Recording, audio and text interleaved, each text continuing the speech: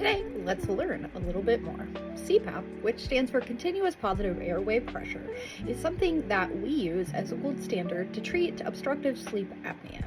What a lot of people don't understand is not only does it stent forward the soft palate and the tongue, it also works in the lungs. And this is why it's important to have a good mask seal. Inside of your lungs, all right, at the very bottom, there are millions of microscopic grape clusters, kind of like this. They're called alveoli. In the alveoli, that is where gas exchange takes place, which means that's where the CO2 diffuses into the lungs so that we can exhale it, and that's where the oxygen infuses into the blood so that it can be carried throughout your circulatory system to make sure that your organs and your tissues are properly oxygenated. So, this is how CPAP or BiPAP also works in the lungs. What happens is those alveoli, when you inhale, those lung sacs expand. When you exhale, they contract.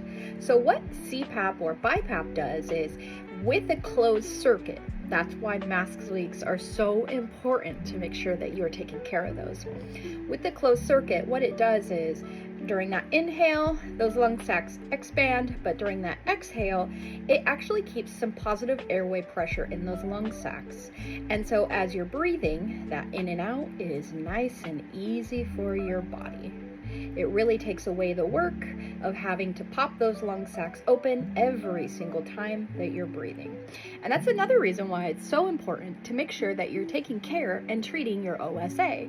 Because if your body has to work really hard to get rid of that obstruction, not only is each breath having to pop open that airway to clear that obstruction, but what it is also doing is having to work to pop open those alveoli so that your body can properly oxygenate as well.